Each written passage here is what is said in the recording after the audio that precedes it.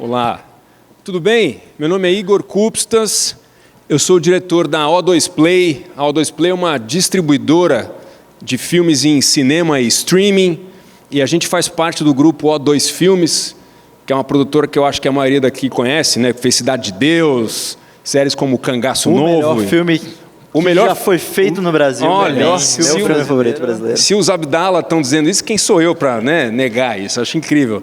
Me pediram para estar aqui para mediar essa conversa com o André e o Salomão, então é com grande prazer que eu aceitei esse convite. E queria dizer também que a gente tem toda a intenção de abrir para perguntas, então se alguém aqui quiser fazer uma pergunta para os Abdala, por favor, pensem, anotem, vamos abrir para o final para algumas perguntas. E, cara, eu vou começar do lugar mais óbvio possível. Primeiro, obrigado por estarem aqui, eu sei que vocês têm uma viagem hoje a trabalho, vamos sair daqui para Guarulhos já, então obrigado mesmo por estarem aqui, em nome do evento, não faço parte do evento, mas agradeço em nome do evento, e queria começar um pouquinho assim, vamos fazer uma rápida introdução, quem são os Abdala Brothers também, tipo assim, fala um pouco para mim, como é que vocês, bom, primeiro assumo que vocês são irmãos, e que vocês começaram juntos na carreira, qual foi esse start, esse insight, o primeiro trampo de vocês e como aconteceu? Cara, muito legal. Acho que primeiramente prazer para todo mundo. É muito bom estar aqui. Valeu pelo convite, Igor. Eu acho que se for começar mesmo do começo, nós dois somos dois irmãos. Nós somos apaixonados por audiovisual. A gente começou, a gente começou a fazer vídeos. Nossa paixão veio de vídeos quando a gente ganhou uma GoPro em 2013. Eu acho que na carreira de todo mundo que trabalha no audiovisual, nós somos a geração que quando surgiu aquela action camera, nós éramos apaixonados por aquele formato de poder gravar alguma coisa que seja de uma forma mais perto da ação. E isso foi em 2013, foi quando a gente era doido para comprar uma câmera dessa, só que por filhos de pais árabes e mineiro falaram, se você quiser alguma coisa, você que trabalha, que você vai conseguir ter sua câmera. Mas era cara na época, a gente era muito novo, acho que você tinha uns 14 anos, eu tinha uns 12. 2010, 12, é isso aí. E aí a gente... É o do it yourself mesmo, raiz, assim. Do it yourself raiz. E aí, cara, basicamente nós fomos num evento e a gente ganhou essa câmera e a partir desse momento virou uma coisa muito pessoal para nós. Nós queríamos fazer um vídeo que saísse no canal da GoPro. A gente queria fazer algo que fosse o melhor vídeo possível e se treinar nisso, porque a gente agora é nada para a gente, porque nós temos a câmera que a gente sempre sonhou em ter. A melhor câmera do mundo, né? Uma GoPro. E resumo, a GoPro nunca postou um vídeo nosso. Não deu certo, mas a gente queria sempre correr para estar cada vez melhor e conseguir fazer um vídeo melhor. E que foi muito doido, porque na época nós somos aficionados por esportes radicais, a gente pratica tudo quanto é tipo de esporte desde novo, anda de moto desde 5 anos de idade, motocross, e aí nosso sonho, quando era mais novo, era ser um profissional de motocross, um atleta. E aí a gente começou a descobrir que nós éramos melhor filmando do que sendo, no caso, o atleta, porque nossos amigos chamavam a gente mais para filmar do que para a gente percebeu isso rapidamente, porque a gente ia fazendo todos os esportes, mas os atletas, que eram os profissionais, chamavam a gente sempre, mas era só para filmar, não era para andar. E a gente falou, acho que a gente é melhor atrás da câmera do que na frente dela. E a gente vai falar aqui um pouco do primeiro filme que vocês fizeram, que é o To Die For. Mas quando vocês falam assim, quando a gente começou a filmar, a gente está falando que vocês tinham 15 anos, 16 anos, é isso? Vocês eram muito moleques. Era bem novo, cara. E assim, era muito doido, porque era um sonho muito distante ao audiovisual. Qualquer pessoa que trabalha com audiovisual sabe que é uma realidade difícil no Brasil, de você quebrar essa bolha para realmente virar seu trabalho. Era uma coisa que a gente era apaixonado e via muito como um lucro, sabe? Tipo assim, cara, na época a gente bem novo, a gente trabalhava numa loja de carros, que era do meu pai, ele tinha uma loja de comércio de carros, seminovo. A gente trabalhava lá desde novo e o filme, vídeos a gente gravava de final de semana, editava durante a semana de madrugada, porque a gente trabalhava período integral. E aí, assim, cara, foi muito doido, porque pra gente sempre foi algo muito pessoal. E tudo que vinha do Abdala Brothers, a gente pensava, tudo que vai vir disso aqui, a gente vai reinvestir para comprar um equipamento novo. E aí sempre comprava equipamento usado, sempre ia tentando crescer aquele sonho nosso de tentar fazer isso virar realidade. Isso foi muito legal, porque foi 3 a 5 anos assim, de treino, onde a gente aprendeu o que é um vídeo, aprendeu como fazer um vídeo, como reter a atenção de uma pessoa. E essa filosofia que o André falou, né, nós fomos muito privilegiados de não precisar pegar o que a gente estava ganhando de dinheiro ali e botar na família, sabe? Tipo, a gente poderia, tipo, pegar aquele dinheiro e deixar, reinvestir na empresa, comprar uma câmera nova e poder crescer isso. Então, isso foi muito legal, que a gente teve acesso muito rápido. A gente saiu de uma GoProzinha, mas muito rápido a gente já estava com a GoPro e o drone. E depois da GoPro e o drone, a gente já estava com uma câmera profissional, um estabilizador e o drone, sabe? Até a primeira Red, tipo, ela chegou rápido, assim, eu falaria. Mas tudo isso para o YouTube, quer dizer, vocês... Vamos lá, uma coisa que eu também queria entender um pouco é a definição. Como é que vocês se definem? Vocês nascem como YouTubers? Essa é uma palavra que vocês gostam? Qual que era o business plan da parada? Era só fazer como fã de vídeo e começar uma coisa legal? Ou não, eu vou vender isso aqui e vou fazer isso para marcas? Não, a Porque ideia a gente está no espaço de creators aqui, né? Vocês são muito nativos desse espírito, que eu acho que é muito o que esse espaço aqui está querendo fomentar, inclusive a própria universidade aqui, né? Quer dizer, todo mundo hoje é mesmo muito moleque, nasce com um business plan. Quer dizer, quando eu chegar em 500 mil seguidores, eu vou ter a marca tal, está me apoiando, eu faço aquela publi. Mas vocês foram descobrindo isso na raça e com qual objetivo? Bom, o objetivo sempre foi trabalhar para grandes marcas, né? Desde que a gente ganhou a GoPro, o objetivo é queremos trabalhar para a GoPro. E aí, logo depois da GoPro, a gente pensou, cara, eu quero muito fazer vídeos para a Red Bull. A Red Bull tem tudo a ver com o que a gente gosta de fazer. E o YouTube, ele meio que democratizou isso, né? Porque se você vem da publicidade tradicional, tipo, cara, como que você vai fazer um comercial de TV? Como você vai ser chamado para fazer um comercial de TV? É uma coisa que vai demorar muitos anos para você, tipo, você começar como assistente de produção. Você vai filmar o seu pai comendo pão com margarina e postar no YouTube.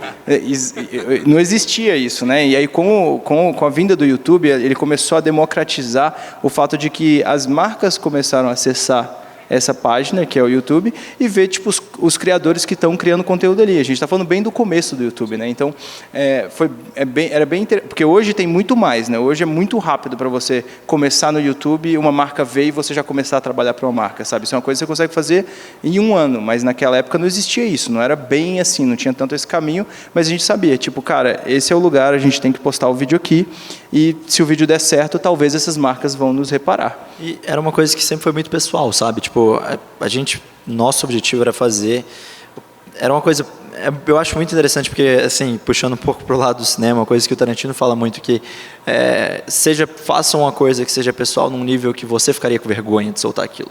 Então, para a gente, tudo que a gente sempre fez sempre foi assim. Então, a gente falava, cara, a gente vai fazer um comercial para uma marca, vai fazer qualquer vídeo que seja, mesmo na época era, tipo, vídeo por permuta de uma prancha de wake com um amigo que era atleta profissional. Tipo, eu tenho que dar um pau na Abdala Brothers do último vídeo. Tipo, a gente tem que fazer uma coisa que seja reconhecível, que eu também tenho orgulho de falar, pô, isso aqui é o melhor que eu poderia entregar hoje. E aí, cara, foi uma coisa que isso foi muito natural, porque a gente, por vir dessa geração de... Nós não fizemos faculdade de cinema, a gente fez faculdade numa 15 de administração. Nada a ver, né? Nada a ver. Então, mas assim, ajuda, vai. Ajuda, mas o ponto é que, tipo, você tem uma faculdade hoje incrível que chama YouTube, que você consegue ter tudo quanto é tipo de conteúdo lá para você aprender. E a gente veio dessa geração de poder olhar para isso e falar, eu quero aprender tudo que eu consigo fazer nessa rede para eu poder trazer isso para. Mas vocês diriam que essa é a maior escola de vocês é o YouTube? Quer dizer, não só na experiência de postar os vídeos, mas também de ver os vídeos dos outros e fazer conexões. De consumir muitos conteúdos lá e entender o que a gente conseguiria melhorar, sabe? E acho que foi um passo muito lógico, porque dali veio Porque, cara, foi uma coisa que a gente nunca também acreditou que assim, seria. A resposta é muito sim, 100% sim. A nossa faculdade é o YouTube. O YouTube, ele é meio que assim, ele serve para... Ele é desde o tutorial da câmera, de como colocar a bateria do jeito certo para ligar ela, o tutorial mais idiota do mundo, para, tipo, análises de filme de canais que o cara pega Apocalipse Now do Coppola e o cara tá 2 anos dissecando tudo o que aconteceu na produção de Apocalipse Now e você estuda tudo que o Coppola fez e passou naquela época e quais foram as decisões dele. Então ele vai desde o mais simples ao mais avançado, que às vezes nem na faculdade o professor sabe? Então, sim, YouTube sem dúvidas foi a nossa faculdade. Então, só antes de entrar no filme, então... com isso vocês começam a atrair a atenção de marcas e a trabalhar com publicidade. Quer dizer, hoje o ganha-pão... Qual é o ganha-pão? Vocês têm uma audiência importante no Instagram, no YouTube. Vocês ganham mais usando o seu próprio canal para postar coisas para essa marca, na produção de vídeos para essas empresas, é um mix disso? Fala um pouquinho da produtora de publicidade e influencers que vocês são, de certa forma. Faz uma introdução, só para assim, explicar aqui. Do jeito que a produtora nasceu, é exatamente o produto principal dela até hoje, que foi em 2017, no final dele, a gente fez um vídeo para um atleta que era um piloto de moto da Honda. Esse vídeo explodiu na internet. A Honda nos ligou 2 meses depois e queria contratar a nossa pseudo-produtora, que nem existia, não tinha CNPJ, não era nada, era 2 irmãos filmando.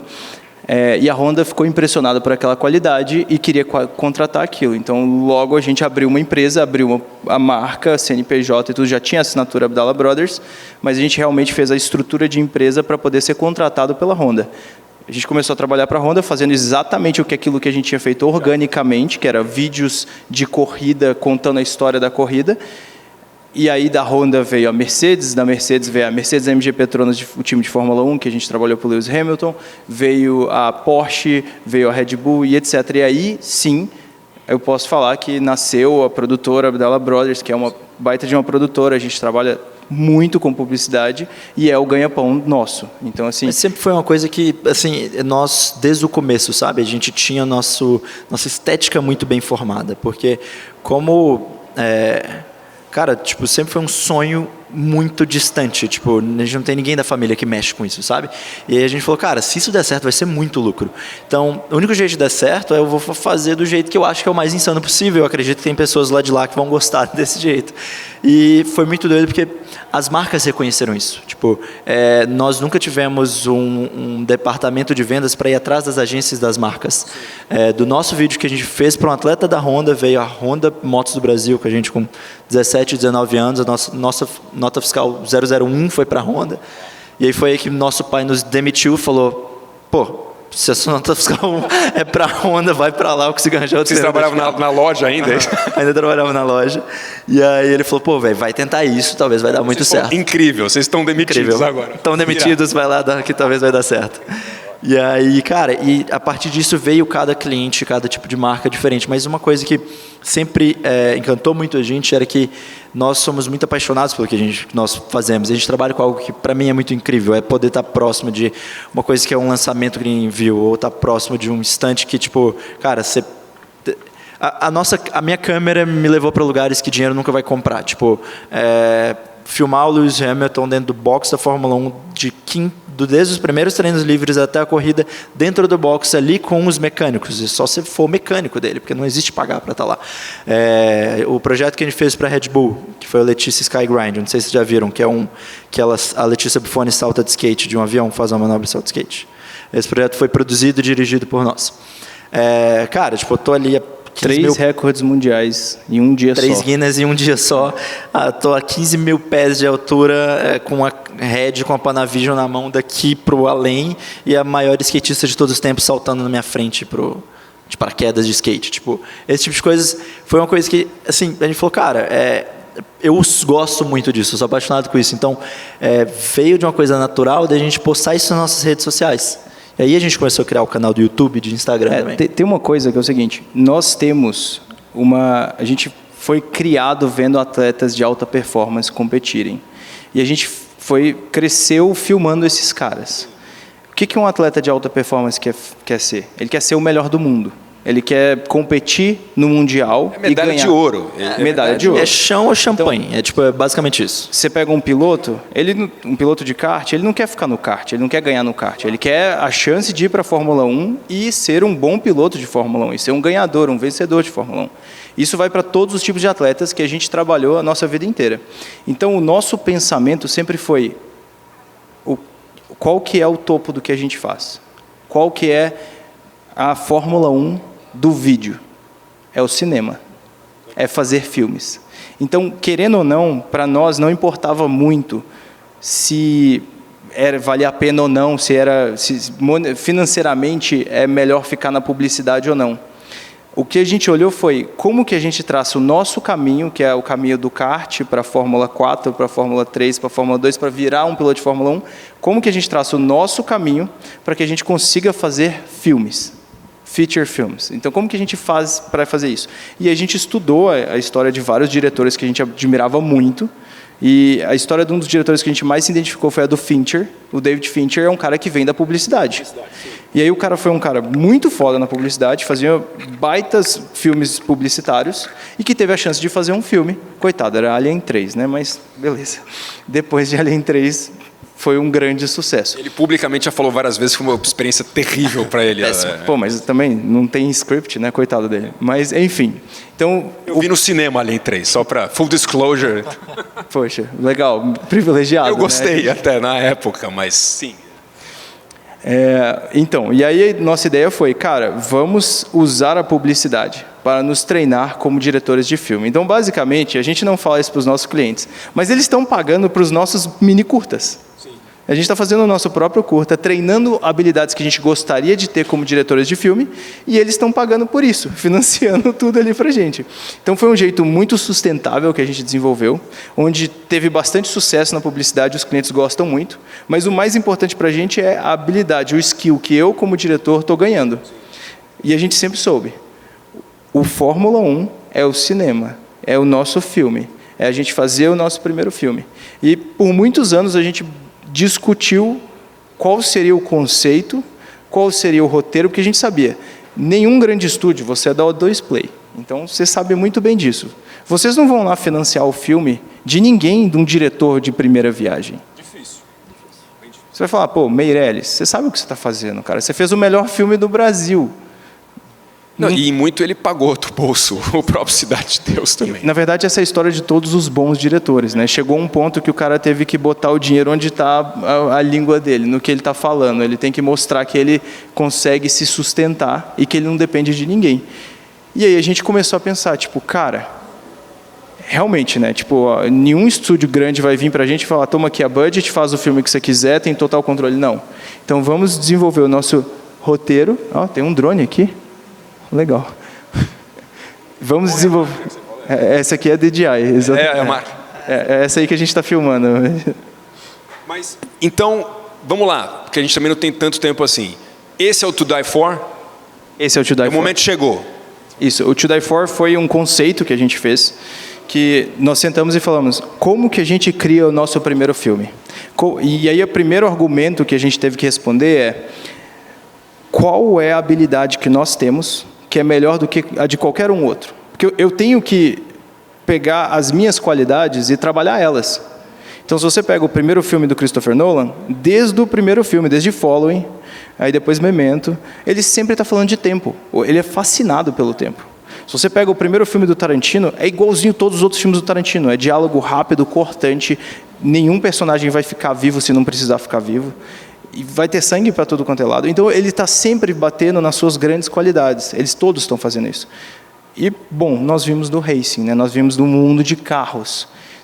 E eu tenho uma dificuldade muito grande, eu e o André, a gente tem uma dificuldade muito grande de se conectar com filmes de carros.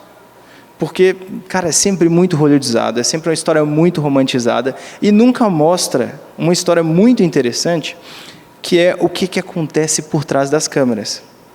E é interessante que a gente tem uma série que saiu no Netflix, que é o Drive to Survive, que popularizou imensamente a Fórmula 1, por mostrar um pouquinho desses behind the scenes do que é ser um piloto. Agora já virou um Keeping Up with the Kardashians, sabe? Então, já está romantizado. Vão sair na mão ali no corredor. Já está romantizado. Mas o ponto é, existe uma visão sobre piloto de corrida que ainda não foi mostrado nas telas, nas grandes telas. E aí a gente falou, tá bom, tá aí a minha história. Essa história que eu quero contar, a história de como é ser um piloto de corrida. Então esse é o ponto de partida. Fala um pouco mais do To Die For, então. Quem é o piloto que vocês perseguem nesse filme? Qual é a corrida? E o que eu vi o filme, tá? Eu não vou dar muito spoiler, mas o filme é incrível. E eu tô louco para entender como a audiência vai reagir a esse filme também. Mas fala da intenção de vocês em relação a esse filme. Acho que você é uma das 10 pessoas que viram o filme até agora. Cara, eu acho que só para contextualizar aqui também para vocês um pouco sobre de onde a gente está nesse passo de carreira nosso. Com a Abdallah Bros, eu acho que a gente tem 8 anos de empresa, nós estamos nesse meio produzindo vídeos há quase 10 anos, a gente começou 2 anos antes de fazer a empresa, e esse sempre foi o nosso objetivo, sabe? Então é esse o grande passo que a gente está dando agora, que é o nosso primeiro filme mesmo, nosso primeiro longa, para ir para os cinemas. E, assim, isso foi uma coisa que o Salomão falou muito bem disso, nós analisamos muito essa oportunidade, sabe? Para entender, porque, tipo, cara, eu acredito muito que você tem um shot, sabe? Tipo, é melhor ser acertado que você tirar uma coisa mais ou menos, que se queima. Tipo, você gastou até pessoalmente de falar, pô, eu sou capaz de fazer isso. Então, nós levamos isso muito a sério para tentar fazer uma coisa que seria extremamente pessoal. E aí veio isso de querer fazer algo que seria envolvendo o mundo de corrida. E pela gente ter trabalhado tanto tempo nesse meio, a gente conheceu muitos pilotos.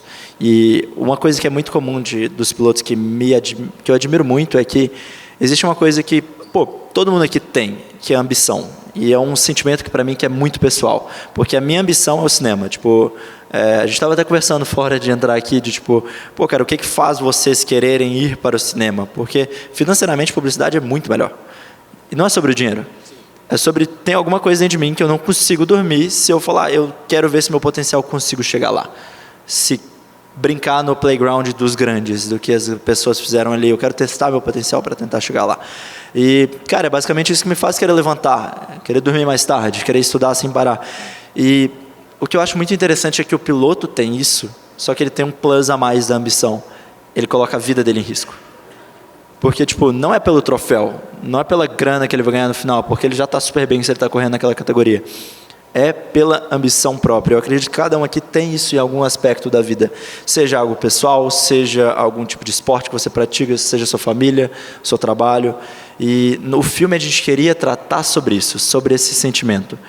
E o To Die For veio com essa ideia de querer fazer isso no âmbito de corrida quando nós conhecemos o Felipe Nasser, que é um piloto da Porsche. Ele corre numa fórmula que chama Endurance Racing, eu não sei quem conhece aqui sobre. É como se fosse uma Fórmula 1, só que ela dura 24 horas. Em vez de ser uma corrida que dura 1 hora, ela dura 24 horas.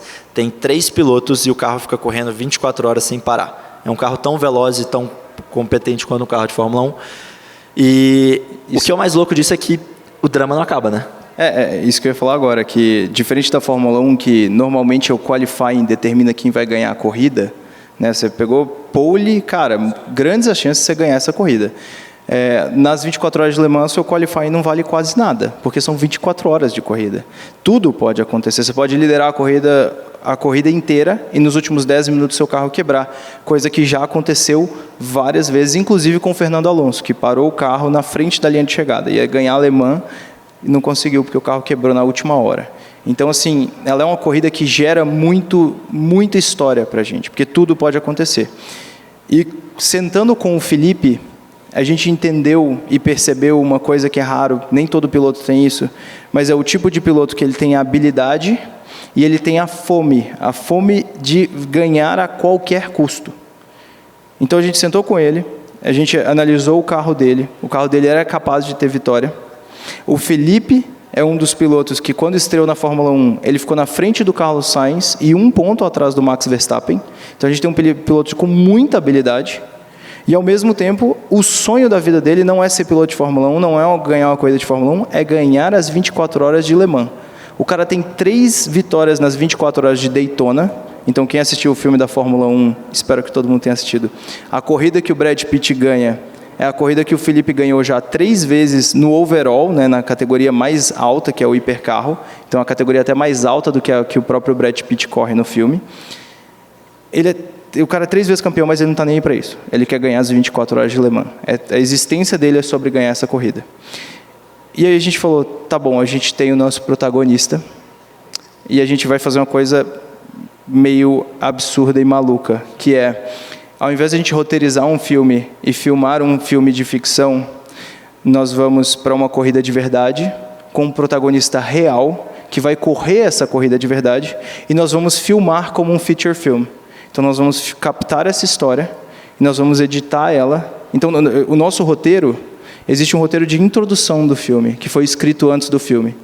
E aí não existe mais roteiro. Agora a gente vai viver as 24 horas de Le Mans, a gente vai filmar as 24 horas de Le Mans, e depois que a gente voltar para o nosso estúdio, a gente vai editar e vai descobrir o roteiro que a vida e Deus nos deu ali na frente das câmeras.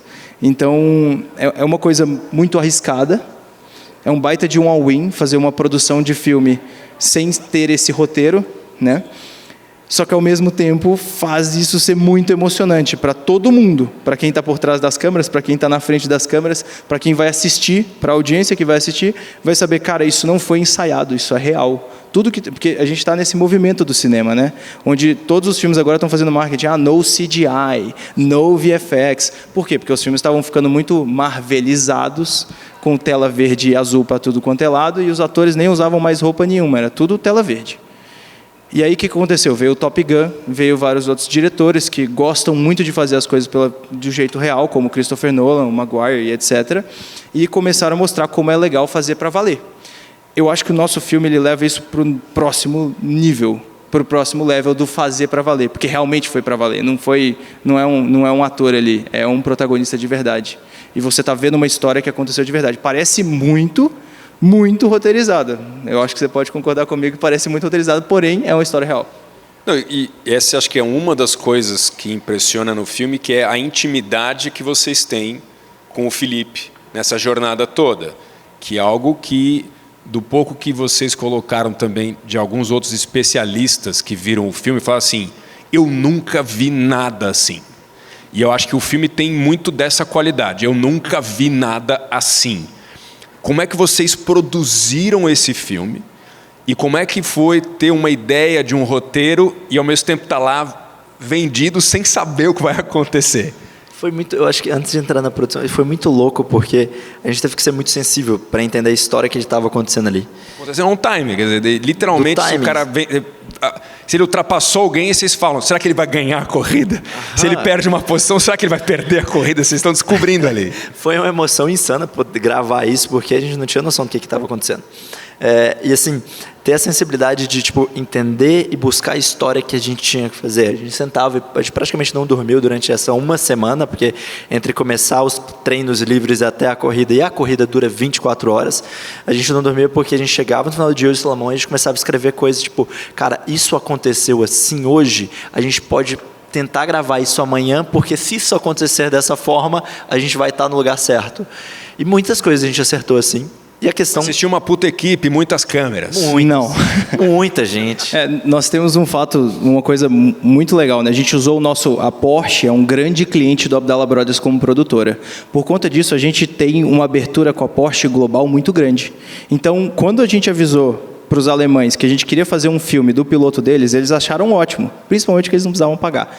Quanto precisa pagar? Nada. Eu acho que todo mundo aqui já descobriu que eles fariam de graça o que eles cobram muito para fazer. Tem um recado nesse painel, é esse, gente. Basicamente isso. E aí foi muito legal, porque eles autorizaram instantaneamente, beleza, vocês podem ir, mas tem uma limitação que a gente vai dar para vocês. Vocês podem levar até 8 pessoas. E aí a gente falou, cara, como se faz um filme, um feature film com 8 pessoas? É praticamente impossível. Mas se tem uma vantagem, é que todos os trabalhos que a gente fez até hoje, todos nos desafiaram muito em questão de produção e time. Então, a gente escalou um time... Tinha alguma razão especial, 8 pessoas? Não? Por conta do box, não podia entrar muita gente. Porque assim, vamos lá, a ideia era fazer um filme real, que ele tocasse dentro de um ambiente real. Então, a nossa ideia foi, vamos gravar durante as 24 horas de Le Mans, a equipe é a nossa equipe do filme, e o Felipe Nasser era o nosso protagonista. Então, eles estavam ali querendo ganhar a corrida. Eles não querem fazer um filme. Então, a gente tinha que conseguir entender como gravar aquilo dentro dos limites da corrida. Você não pode pedir para ele, entra no carro de novo, que vai ficar muito legal. Não tem. Entrou uma vez, acabou, saiu e está correndo. Então, assim, era um desafio muito grande. Só que o acesso que a gente conseguiu, nunca tinha sido feito antes. A gente tinha acesso completo ao box durante o tempo todo. Acesso completo ao Felipe, por nós sermos também amigo dele e poder estar próximo dele na hora que ele está bravo, saindo do carro e entra pro RV dele, pra van, como é que chama mesmo? Pro trailer dele, a gente estava ali o tempo todo. E é uma coisa muito incrível porque a audiência nunca viu isso. Porque quando o Max Verstappen tá puto, ele fecha a porta e não deixa ninguém filmar. Foi uma coisa que a gente combinou com ele antes. Você vai ficar bravo, eu vou te acompanhar onde você estiver. Porque a gente queria trazer um filme que mostrasse essa realidade. E aí vem o ponto, temos apenas 8 pessoas, porque a gente não pode encher a garagem da Porsche com uma crew, um film set. E aí, qual foi a ideia? Nós vamos ter 6 operadores de câmera. Dentro desses 6, eu e o André. Cada operador de câmera vai ser o diretor da sua própria câmera. Então ele tem que estar apto para operar uma câmera de cinema, que normalmente é muito grande e pesada, puxar o seu primeiro foco, então ele tem que ser o seu próprio primeiro AC, ele tem que ser o seu próprio assistente de produção, porque ele tem que trocar as baterias, fazer tudo. Ele tem que operar a câmera sozinho. Então a gente conversou com a Panavision. Para quem não conhece, a Panavision é tipo a Ferrari das marcas de... É a marca mais histórica da história do cinema. Todos os filmes que você já viu no cinema foi filmado com câmeras e lentes da Panavision. Eles são a empresa mais antiga do cinema, uma das primeiras empresas mais tradicionais, e eles que fazem todas as lentes para o cinema. E não são lentes que você compra. A empresa é uma empresa familiar e eles só alugam. Então, para você poder usar uma lente Panavision, é muito difícil de você conseguir ter a possibilidade de ter o acesso a esses sets que são poucos que tem no mundo. Isso, mas ainda bem que a gente já tinha um excelente relacionamento, já fazia parte da família da Panavision, e aí a gente ligou para eles e falou, cara, eu preciso de ajuda porque eu preciso desenvolver uma câmera muito pequena, um sistema muito pequeno, porque a gente precisa operar com uma mão, e eu tenho um grande PS, né? Nós adoramos o Christopher Nolan. Eu quero usar as lentes que o Nolan usou em Oppenheimer, e só existe 2 sets no mundo inteiro. E aí o Dan falou, fica tranquilo, elas estão em Praga, eu vou mandar de avião para vocês até Alemã e vocês vão ter a lente do Chris, tá tranquilo. E a gente vai preparar um sistema, eu desenvolvi junto com o Dan Sasaki um sistema muito pequeno que a gente conseguisse operar, puxar foco, ter inclusive foco automático de lentes vintage Panavision, para que a gente pudesse ter realmente uma qualidade de cinema e cada um pudesse ter um coverage legal do que estava acontecendo. Porque ainda assim, 6 pessoas é pouco para fazer isso que a gente tinha que fazer. É porque, só para complementar o que o Salomão está falando, é que nosso intuito era que, mesmo sendo mesmo que a gente, teoricamente, seria um documentário, porque a gente está gravando a vida real, mas a gente queria muito brincar com o gênero, de gravar a vida real, mas que ele tocasse como um filme que você realmente vai ver nos cinemas. Porque você não vai ver um documentário no cinema. Tipo, imagina você tá lá no meio, passa um cara sentado dando uma entrevista para a câmera. Então a gente não queria que ele tivesse uma linguagem de documentário, a gente queria que ele tivesse uma linguagem de filme. Então era muito importante que a gente tivesse a qualidade, que tocasse como um filme, mesmo gravando uma coisa real. E aí foi um passo muito chave de conseguir ter essas câmeras e esses equipamentos para que a gente tivesse a qualidade que a gente queria, que desde o começo era uma coisa muito importante para a gente. Maravilha. Gente, queria abrir para perguntas aqui, se alguém quiser fazer uma pergunta para os Abdala sobre o filme. Não sei se tem produção, tem um microfone aqui para o nosso... aonde? Está trazendo ali. Está chegando. Levanta a mão aqui. Se alguém quiser também, já levanta a mão, já temos uma próxima. Tem 9 minutos e 14 segundos, mas vamos tentar atender a todos. Alô? Tá saindo aí? Boa tarde, pessoal. Primeiro, parabéns pelo trabalho de vocês. Queria contextualizar antes de fazer minha pergunta, tá? Então, eu conheci vocês através do YouTube. Algum vídeo de altíssima qualidade apareceu para mim. YouTube, sabendo do meu comportamento, falou, poxa, eu vou começar a enviar novamente esses vídeos para ele. Então, já vi praticamente todos os vídeos de vocês.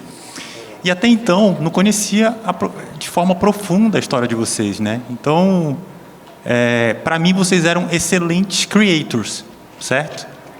Até o vídeo da Fórmula 1, que fez uma diferença muito grande para mim. Inclusive, me influenciou a estar aqui hoje. Porque naquele vídeo foi diferente. Eu parei de ver vocês como creators e agora vi vocês como influenciadores. Por quê? Porque ali teve muita opinião, teve muita profundidade. Vocês trouxeram muito conhecimento que eu não esperava. Eu via uma capacidade técnica muito grande, né? Uma profundidade enorme ali. Mas o conhecimento de cinema que vocês têm é diferenciado. E aí, eu vou para a minha pergunta.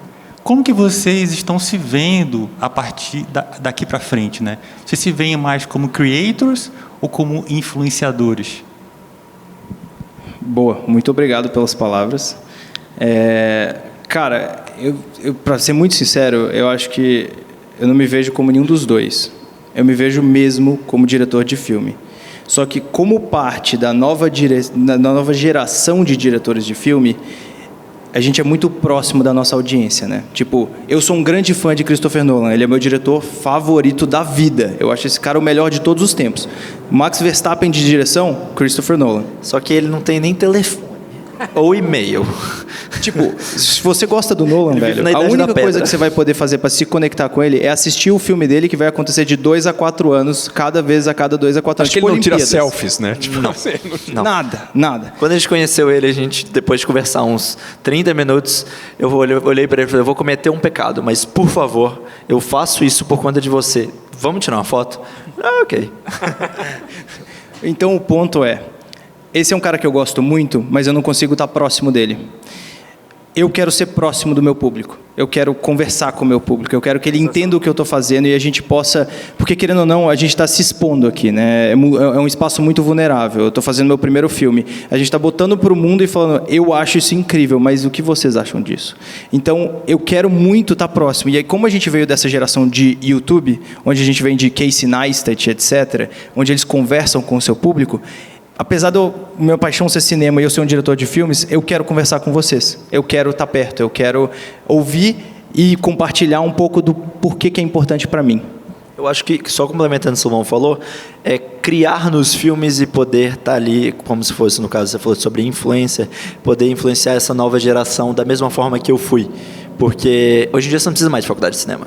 Tipo, basicamente, para você aprender a fazer filmes, você precisa de muito estudo. É uma coisa assim, hoje eu respeito muito fazer nosso primeiro filme. Cara, são 2 anos da minha vida, tipo, e muito dinheiro, e tudo que a gente sempre acreditou, e tempo para poder fazer isso.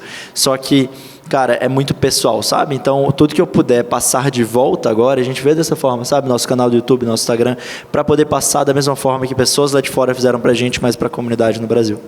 Acho que é bem isso. Muito legal. Obrigado. Tem mais uma pergunta ali.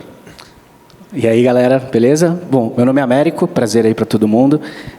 Eu conheci vocês no YouTube também. E em 2012 eu criei um canal para compartilhar um pouco da minha produtora, da minha trajetória. Eu sou ator, apresentador e diretor também. E a gente fazia tutoriais ensinando a mexer em câmera. A mesma coisa que vocês falaram com a GoPro, só que uma década para trás, assim. E eu fico muito feliz de ver a nova geração, né, de creators, influenciadores, diretores, produtores que são vocês, porque eu acho que vocês são exatamente o fruto da geração que a gente está vivendo hoje, que tem a ver com a Creator Economy, que é o seguinte: eu criei um canal porque eu não tinha grana para fazer faculdade de cinema, não tinha a menor acessibilidade à FAP na época, e eu falei, cara, eu vou aprender no YouTube, numa época que não tinha. E aí eu tinha facilidade de falar inglês, eu via os gringos na época compartilhando 5D, 7D. Eu falei, cara, não tem isso no Brasil, vou fazer isso no Brasil, porque eu acho que é importante a gente disseminar. E eu acho que vocês, cara, são muito inspiradores para essa nova geração, porque vocês são exatamente o resultado do estudo da linguagem, mas da nerdice tecnológica que possibilitou vocês fazerem um filme com 8 pessoas.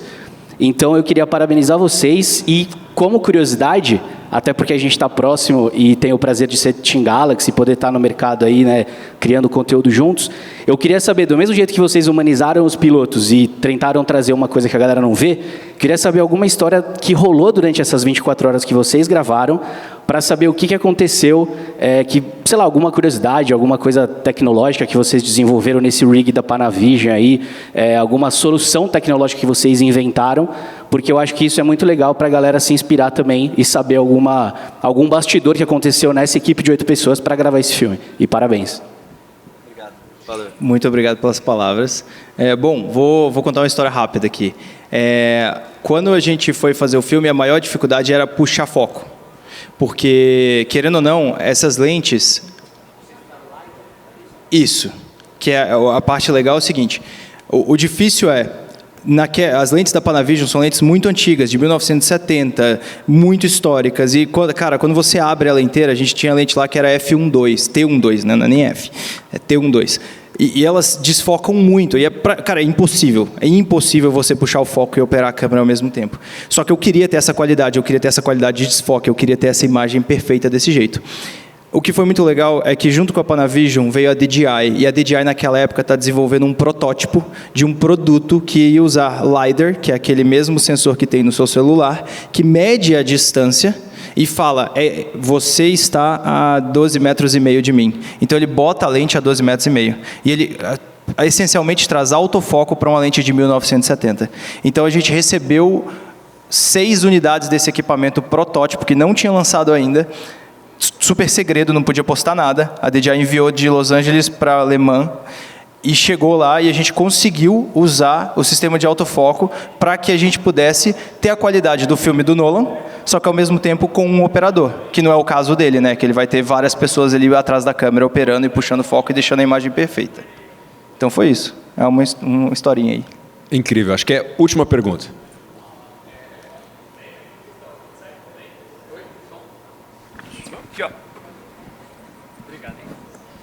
Bom, meu nome é Marcelo, eu sou produtor audiovisual para a internet, eu trabalho com criação de produção produção de minisséries e curtas para a internet. E hoje a gente tem uma dificuldade lá na nossa produtora, que nós temos que entregar uma demanda de 20 a 22 mini curtas ou minisséries todo mês. Então, a gente tenta entregar o máximo cinemático possível, mas às vezes, por conta da velocidade de produção, acaba ficando uma iluminação mais flat, algo menos cinemático, mas ainda assim eu tento puxar.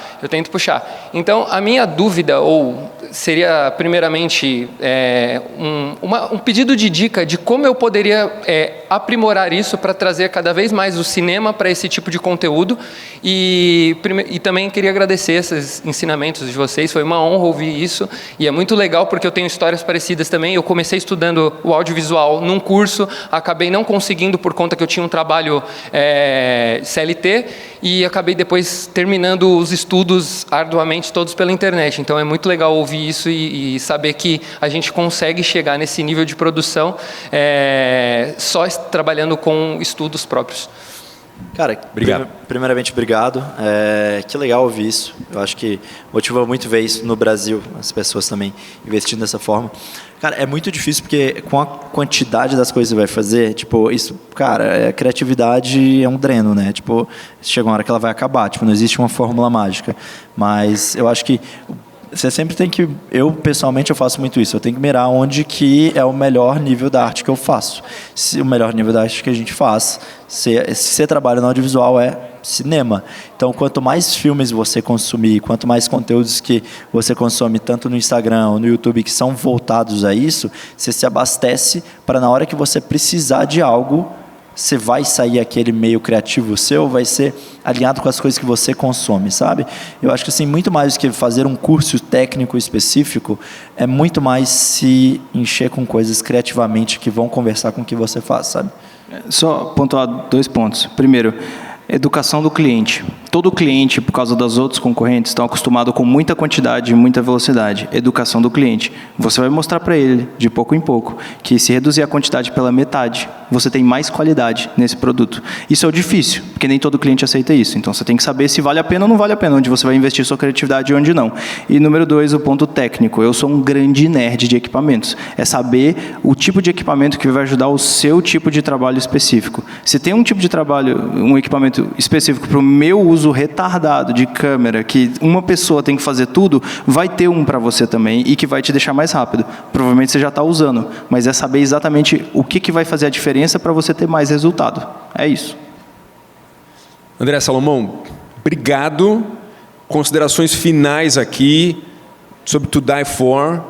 E, claro, onde o pessoal vai saber mais sobre o filme, fechem aqui o nosso painel. E muito obrigado de novo. É muito bom conhecer um pouco mais sobre vocês, e estou vendo que vocês hoje também já passaram a ser influencers no melhor sentido da palavra, né? Vocês estão também ensinando e dividindo um pouco o conhecimento que vocês conseguiram do próprio YouTube, de outros creators e cineastas, e isso é muito legal de ver. Então, só para encerrar, fale um pouquinho mais de To Die For e próximos passos. Cara, seguinte, eu acho que a gente não pode compartilhar muita coisa. O que eu falaria é, To Die For vai sair ainda esse ano. A gente não anunciou a data, mas ainda esse ano, é segredo. Porém, vai ser em todos os cinemas do Brasil e nas melhores telas, vamos falar assim. Numa tela bem grande. Maravilha, obrigado, gente. Valeu. Valeu, gente.